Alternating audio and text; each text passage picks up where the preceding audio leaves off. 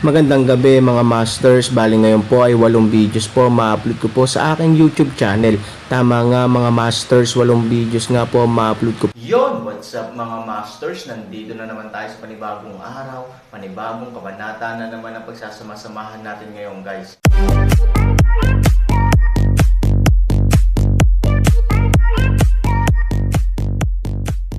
Bali mga masters, kung bago ka pa lang po sa aking YouTube channel, please click the subscribe button, lalong-lalo na po yung notification bell guys, para maging connected pa rin tayo sa isa't isa at maging updated kayo sa mga susunod ko pang video.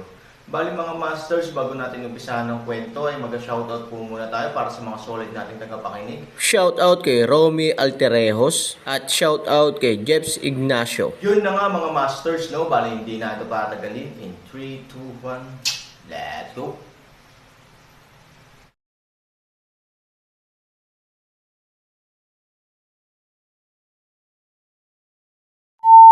Nasa napakadelikadong sitwasyon ang dosenang mga disipulo na namamahala sa pagbabantay sa ikatlong palapag.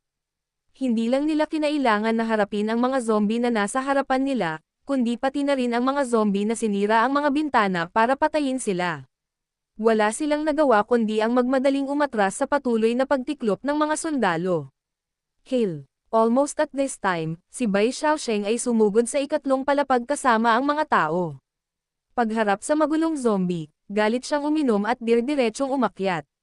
Umuungol. Ito ay isang malaking laban. Kahit na ang depensa at bilis ng mga zombie ay medyo mabagal, sila ay lubhang agresibo bilang karagdagan.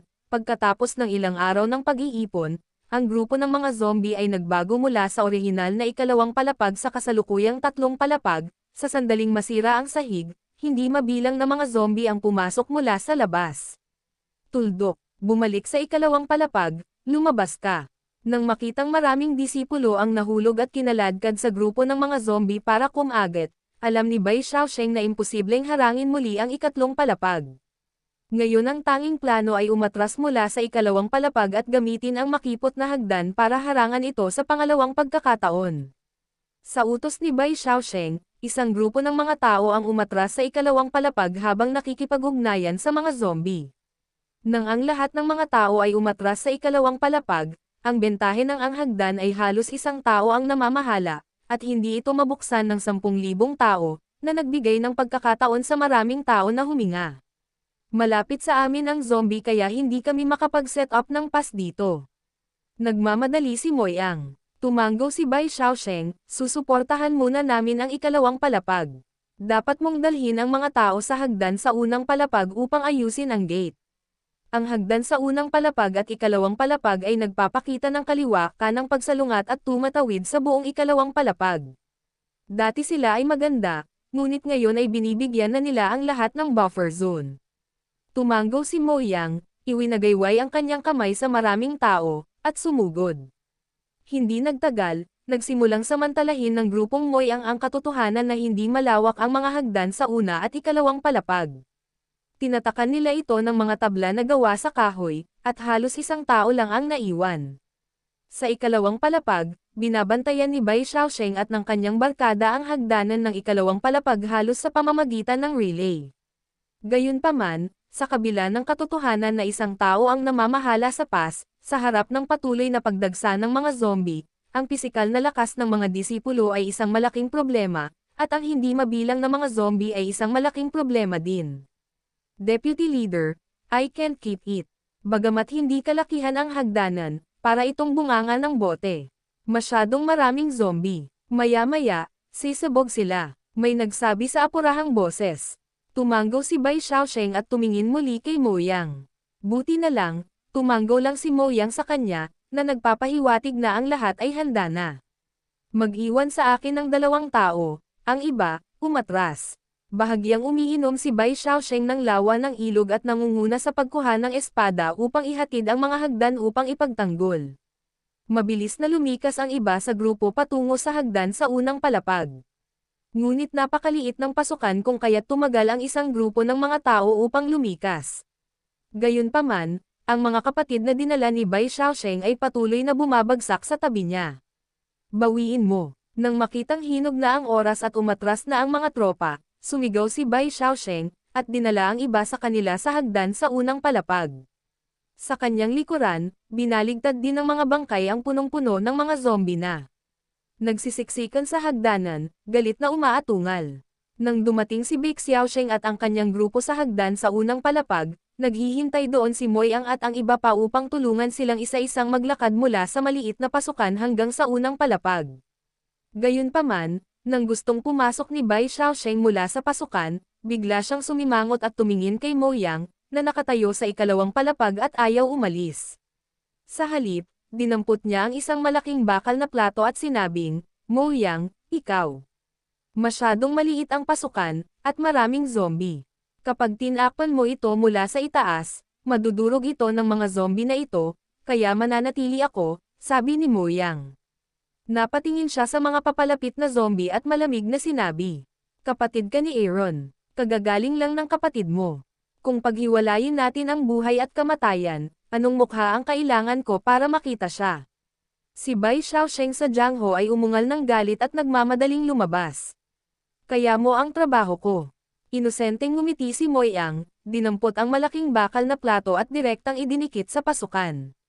Masyadong maliit ang pasukan. Kahit nasubukan ni Bai Xiaosheng ang lahat ng kanyang makakaya na umakyat, higit pa, si Moyang ay idiniin na gamit ang isang bakal na plato. Kahit na sinubukan ni Bai Xiaosheng, wala siyang magagawa. Boom! Ang bakal na plato ay natatakpan ng dagandong, na nag-iiwan lamang ng tunog ng bakal na kumakalampag. Moyang! Moyang! Halos sabay-sabay na naghiyawan ang lahat ng nakatira sa unang palapag. Bang! Nang marinig ang mga sigaw mula sa ibaba, ngumiti si Moyang at umupo sa lupa.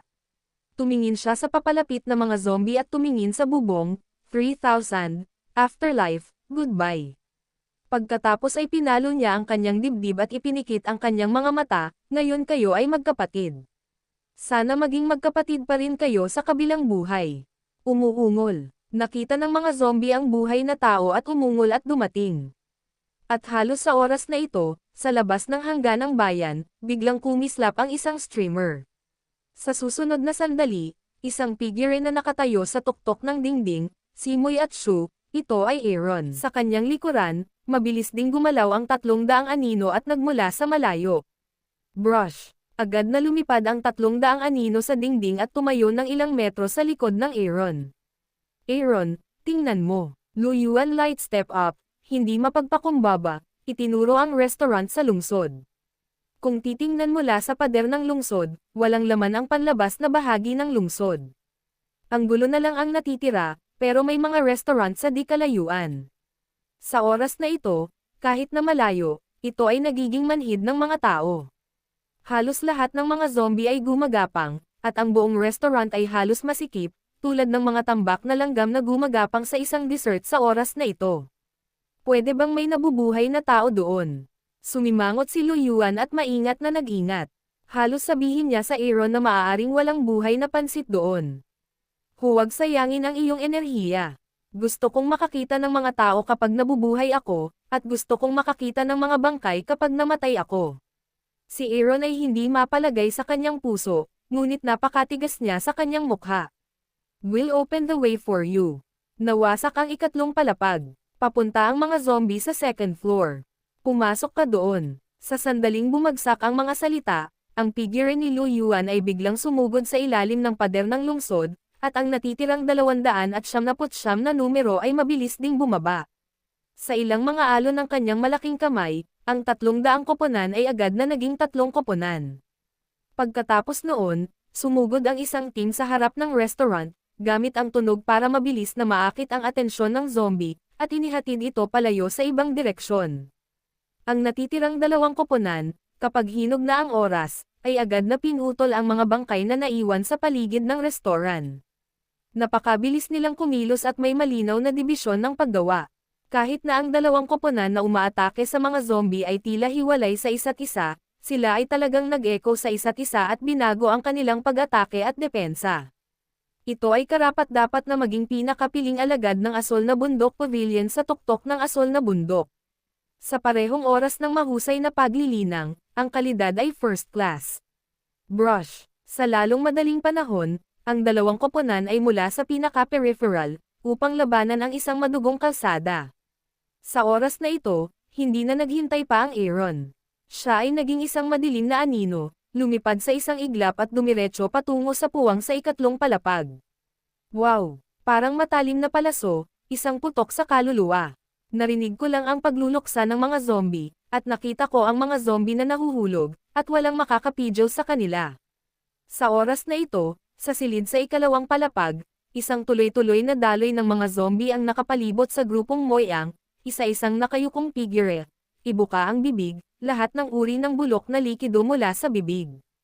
Pumikit si Moyang at naramdamang malapit na ang zombie. Sa kanyang mga kamay at katawan, naramdaman pa niya na hinawakan ng mga kamay ng zombie ang sarili niya. Gayunpaman, kalmado siya. Ito ay isang kamatayan lamang. Ano ang panghihinayang at ayaw? Bang-bang. Halos sa oras na ito, biglang narinig ni Moyang ang ilang mapurol na tunog na nagmumula sa kanyang mga tainga, at naramdaman niya ang malakas na presyon ng hangin sa kanyang mukha. Anong ginagawa mo? Biglang umalangaw-ngaw ang isang pamilyar na boses. Nang imulat niya ang kanyang mga mata, kung ano ang zombie sa kanyang harapan, ngunit ang likod ng isang mahusay na bangko. Hawak ang Jade Sword, ang Skyfire Moon Wheel at ang red at purple na disc spin. Tulad ng Diyos ng digmaan. 3,000. Nagulat si Moyang sa kanyang bibig. Bumalik si Aaron at binigyan siya ng isang ngiti. Shit, hindi naman ako nananaginip ah. Pinunasan ko ang mata ko. Hindi ako makapaniwala. Hayaan mong kumagat ang zombie at tingnan mo kung masakit, saka mo malalaman kung nananaginip ka. Han 3,000 light voice way, ang Skyfire Moon Wheel agad mula sa twinkle body sa dalawang ray ng liwanag, tuwid na pag-atake rushed up ang zombie group. Bahala ka, si Moyang ay nilibang ni Aaron. Ibinaling ni Aaron ang kanyang ulo, ang kanyang Jade Sword ay paalang, at siya ay nagmamadaling umakyat. Wow! Wow! Wow! Ang mabangis na sandali ng zombie tulad ng isang panakat sa pangkalahatan, isang patuloy na pagkahulog. Ang Aaron, na may itim na chi at gintong katawan, ay parang demonyo, nag-aani na parang baliw. Sa mga mata ni Moyang, ang halos walang katapusang mga zombie ay pinutol ng Aaron ng 12-dosenang beses sa isang iglap, at pinilit na lumabas ng ilang metro ang lapad na libreng lugar. What are you doing? Dead fag, I'm not interested in you. Don't stare at that infatuated look. Panipi. Moyang Aileng, magmuni-muni dumating sa ibang pagkakataon, dali-dali sa pagitan ng lift bakal na plato upang tumakbo pababa. Ang mga tao sa ibaba, na nagpapanik sa kalungkutan, ay naisip na pagkatapos na kainin ng mga zombie si Moyang, sila ay seselekay. Isa-isa silang humawak ng armas at handang pumatay. Ngunit nang makita nilang si Moyang iyon, isa-isa silang nabigla at napalingon sa walang katapusang sorpresa. Moyang, si Moyang. Hindi siya patay. Isang grupo ng mga tao ang nagbunyi, naghiyawan, at tinulungan si Moyang na bumaba mula sa ikalawang palapag. Napuno ng tawanan ang buong unang palapag. Si Jiang Hobik Xiaosheng ay napakasaya rin, ngunit siya ay mas makatuwiran kaysa masaya. Tumayo ang isa at umakyat sa hagdan. Sinubukan niyang takpan muli ang bakal na plato. Nang makita ito, nagmamadaling lumapit si Moyang at hinawakan si Bai Xiaosheng. Moyang, anong problema mo? Naghinala si Jiang Ho Bai Xiao. Tapos bigla siyang napangiti ng maluwag, huwag kang mag-alala, ang bakal na plato ay napakalapit sa pasukan. Kaya kung ilipat ang bakal na plato sa pasukan nang hindi lumalabas. Malinaw, hindi naintindihan ni Bai Xiaosheng ang kahulugan ng Moyang. Para sa kanya, nag-aalala si Moyang na isakripisyo niya ang kanyang sarili sa paggawa ng bakal na plato tulad ni Moyang. Kaya napatawa siya ng maluwag. Umiling si Moyang, hindi, ang ibig kong sabihin, itong bakal na plato ay hindi matatakpan. 3,000. 3,000 pa siya. Aaron. Sa madaling salita, diretsong ngumiti si Bai Xiaosheng at gulat na nakatingin kay Moyang. Hindi lang siya, pati na rin ang buong tao sa unang palapag ay natigilan ng marinig ang balita, Aaron na siya bumalik. Ikaw, not kidding me. Oo, pinuno ng alyansa. Bumalik na ba talaga siya? Isang grupo ng mga tao ang parehong nagulat at bahagyang nasa sabik. Mahigpit at mahigpit, si Bai Xiaosheng ay biglang tumakbo sa itaas. Sa likuran niya, isang grupo ng mga tao ang tila baliw at patuloy na nagtutulak patungo sa hagdanan. Nang si Bai Xiaosheng at ilang mga disipulo sa lawa ng ilog ay kumuha ng ang nangunguna sa pakikipaglaban sa isa't isa, ipinakita nila ang kanilang mga ulo sa pasukan at nakita nila si Aaron na patay hilo sa gitna ng mga bangkay. Leader ng alyansa. Anong laking kilig noon, anong kapayapaan ng isip noon. Inaasahan nila ang pagbabalik ng Aaron. Itinuring pa nila ang pagbabalik ng Aaron bilang lahat ng kanilang pag-asa. Sa sandaling ito, sa desperadong sitwasyon ng halos gutom, kailangan nilang maghintay, mga kapatid, 3,000, bumalik na siya, pinunasan ni Bai Xiaosheng ang kanyang mga luha at sinabi ang pinakamayabang na salita sa mga kapatid na nagsisikap na pumiga, ang pinuno ng alyansa, ang pinuno ng alyansa ay talagang bumalik. Magaling, magaling, alam kong hindi niya tayo pababayaan, mabuhay ang pinuno ng kumpirmahin ni Bai Xiaosheng ang balita, siya ay natuwa at natuwa, lahat ng mga kapatid, oo, sumunod ka sa akin at suportahan ang pinunong 100 Xiaosheng sa lawa ng ilog na umiiyak habang nakangiti at itinaas ang kanyang espada, oo. Yun na nga mga masters, no? Bali panibagong kabanata na naman yung natapos natin ngayong gabi. Muli, maraming salamat po.